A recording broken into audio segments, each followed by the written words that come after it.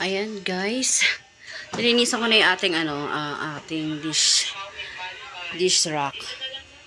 Ayan, hindi ko na na-videohan dahil nakalimutan ko. Yun yung totoo. Ayan, so may mga medyo dead na siya na hindi na natatanggal talaga kahit anong klaseng kiskis ko sa kakalawang na rin siya. Ayan. Hello mga mare, kamusta? Another day, another video na naman tayo mga kumare. Once a month or twice a month ko lang talaga nalilinisan itong ating dish rack mga mare. Nakakalimutan ko din kasi minsan. Kaya ngayon, naisipan ko ng linisan kasi baka nanggigitata na ano ba yan. Yun nga nasabi ko kanina, nakalimutan ko mag-video. Nalinisan ko na nga pala yun.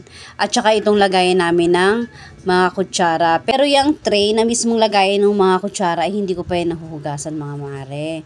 Kaya nga, ayan, tinuturo ko, diba? Tatanggalin ko muna yung mga laman yan para mahugasan ko na rin siya. Para maging maayos na at malinis. Not maibalik ko na siya sa lagayan ng mga plato mismo. Wala nga sana akong planong mag-voice over mga mare. Rin kasing napansin na ang lakas para ng sounds ni Allison. Nagpapatugtog sa kanyang cellphone. Ano ba yan? Kaya ayan, mag-voice over ulit ako mga mare. Pasensya na.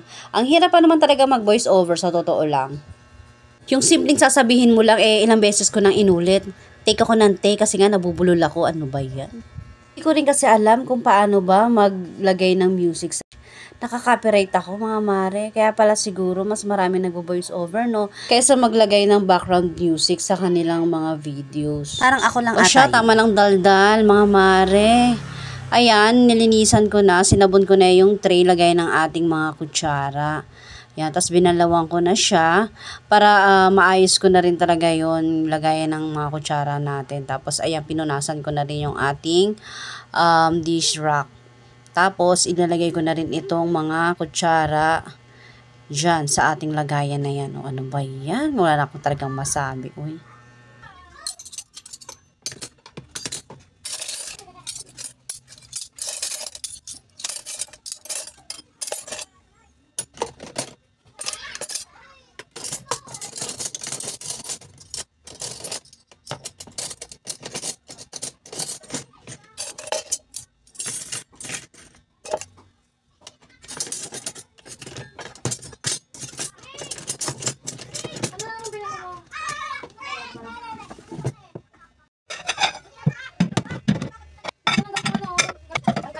Nakikita.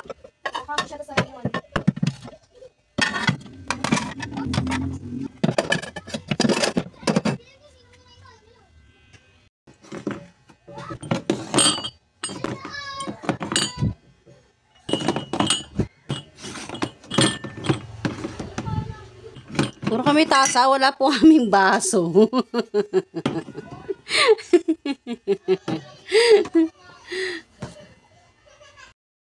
Ito na nga, tapos na. Nalinisan na natin yung ating dish rack.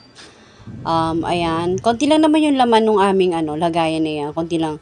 As in, ilang piraso lang yung aming mga baso. Kung tutuusin nga, wala kaming baso, guys. Puro na lang tasa. O, diba? Kasi nga, nagkanda basag-basag na. O. Isa na rin ako dun sa nakabasag. O, diba? Si Choy Choy tumatahol. Maaga pa, guys. Kaalis lang ni Papa. Wala ko sino tinatahol ni Choy Choy. Tinatahol niya yung kurtina dun sa kapitbahay kasi umagalaw. Natatamaan ng electric fan. Pansin pagod niya. Halika na!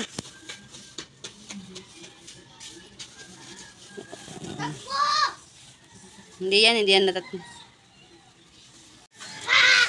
kasi karoon si Choy Choy ng kalaro. Ang bata mahilig siya sa dog. Ngita na, dali!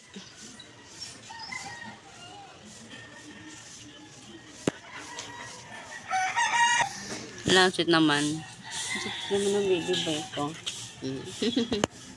Kasi yung isang bata, pinalo siya eh. Kaya natatakot siya doon eh.